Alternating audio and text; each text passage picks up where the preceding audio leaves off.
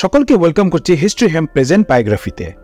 আজকে আমরা জানার চেষ্টা করব নির্বাচন কি এবং নির্বাচন কিভাবে গঠন হয়েছে এবং নির্বাচনের প্রক্রিয়া কি, তো নির্বাচনের ইতিহাস সম্পর্কে। তো আমাদের আলোচনা শুরু করার পূর্বে আপনাদের কাছে একটি রিকোয়েস্ট করতে চাই, আমাদের চ্যানেলটিতে অবশ্যই সাবস্ক্রাইব করে দিবেন এবং পাশে থাকা বেল আইকনটিতে প্রেস করে দিবেন যাতে আমাদের ভিডিও সবার আগে দেখতে পারেন। তো চলুন কথা না বাড়িয়ে চলে যাচ্ছি মূল আলোচনায়।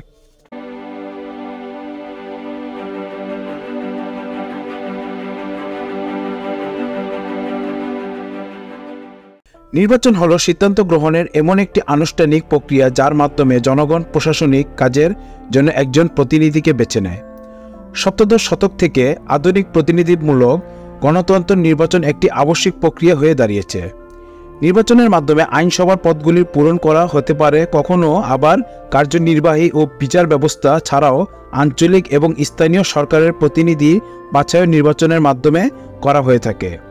এই নির্বাচন প্রক্রিয়া আবার প্রয়োগ হয় বহু বেসামরিক সংস্থা, বাণিজ্যিক প্রতিষ্ঠানেও, ক্লাব বা সমিতি থেকে আরম্ভ করে বিভিন্ন স্বেচ্ছাসেবী সংগঠন ও কর্পোরেশন বা নিগমেও এই প্রক্রিয়া ব্যবহার করা হয়।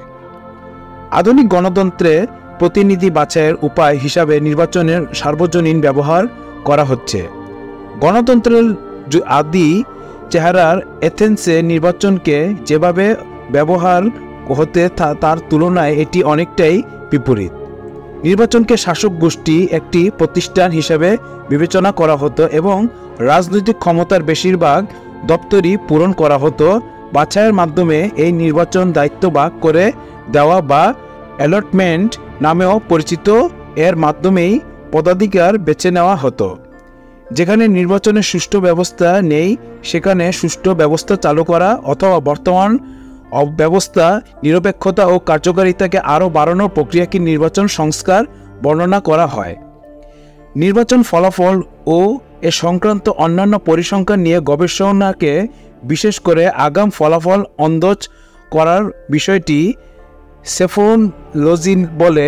নির্বাচন করা এর মানে হলো বাছাই করা অথবা একটি সিদ্ধান্ত নেওয়া, এবং কোনো কোনো সময় অন্য ধরনের ব্যালট ব্যবহার হলেও যেমন গণভোট হয়ে থাকে তাকেও নির্বাচন হিসাবে উল্লেখ করা হয়।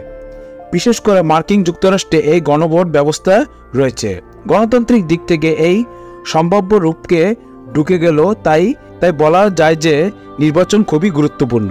সভ্যতার ইতিহাসের প্রাচীনকাল থেকেই প্রাচীন গ্রিস ও প্রাচীন রোমের নির্বাচন ব্যবহার হয়ে আসছে এবং গোটা মধ্যযুগে পবিত্র রোমান সম্রাট ও পোপের মতো শাসক বাছাই করতেও নির্বাচন ব্যবহার হতো।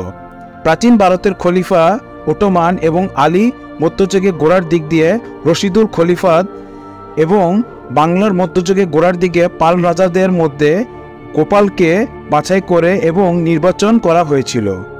তবে আধুনিক নির্বাচন হলো জনগণের ভোটে সরকার নির্বাচন। সপ্তদশ শতাব্দীর একেবারে শুরুর দিকে উত্তর আমেরিকা এবং ইউরোপের যখন প্রতিনিধিমূলক সরকার গঠনের ধারণা এলো, তার আগে পর্যন্ত অবশ্য জনসাধারণকে দিয়ে সরকারি পদাধিকার বাছাই এবং আধুনিক নির্বাচন বিষয়টির আবির্ভাব হয়নি।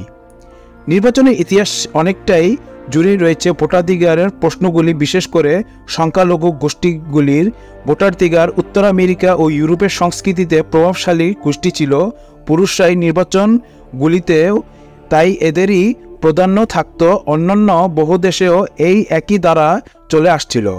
গ্রেট ব্রিটেন ও মার্কিন যুক্তরাষ্ট্রের মতন দেশগুলিতে শুরুর দিকে নির্বাচনগুলিতে জমিদার অথবা শাসক শ্রেণীর পুরুষদের প্রাধান্য ছিল। 1920 সাল পর্যন্ত অবশ্য পশ্চিম ইউরোপের সমস্ত দেশ এবং উত্তর আমেরিকার গণতন্ত্রের সার্বজনীনভাবে পুরুষ ভোটাধিকার চালু ছিল এবং তারপর থেকে বহু দেশ মহিলাদের ভোটাধিকার দেওয়ার বিষয়টি চিন্তাভাবনা শুরু করেছিল। পুরুষদের সার্বজনীন ভোটাধিকারের কথা আইনগতভাবে সিদ্ধ হওয়া সত্ত্বেও অনেক সময়ের অবাধ নির্বাচনের ক্ষেত্রে রাজনৈতিক বাধা অন্তরায় সৃষ্টি করত।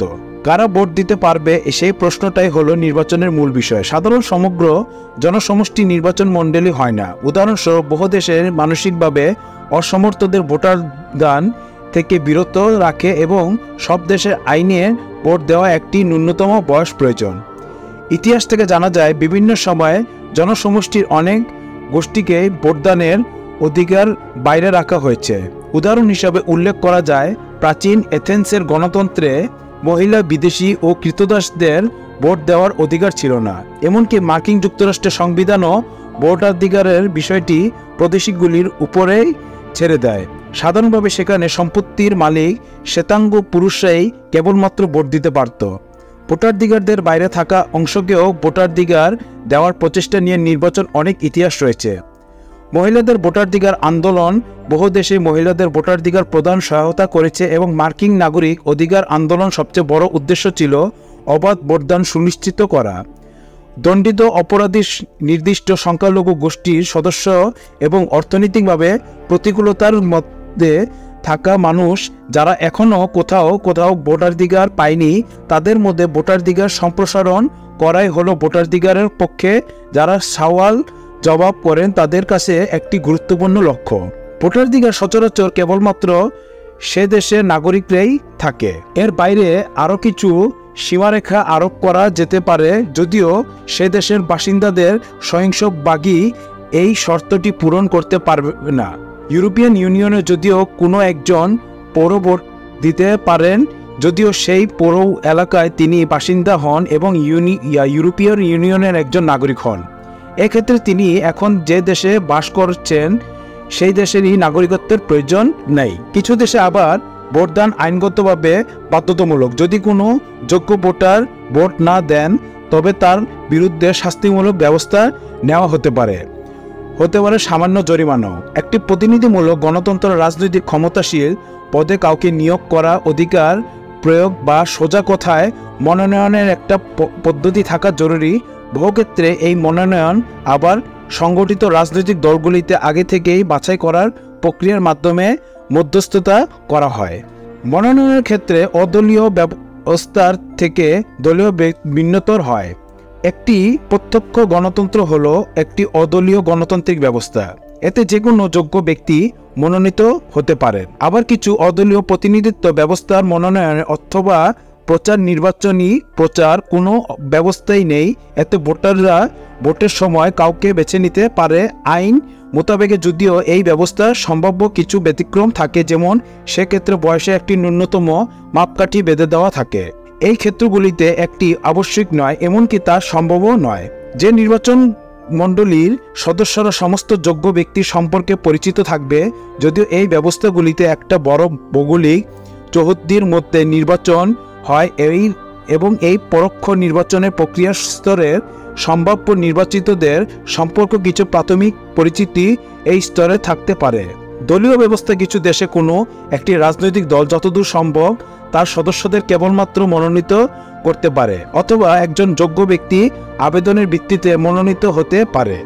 এভাবেই তার নাম ব্যালটে তালিকাভুক্ত হতে পারে। তো এই ছিল আমাদের নির্বাচনের প্রক্রিয়া এবং নির্বাচনের চালু হওয়ার যে প্রক্রিয়া হয়েছিল সপ্তদশ শতাব্দীর থেকে, তার সম্পর্কে আলোচনা করা হয়েছে।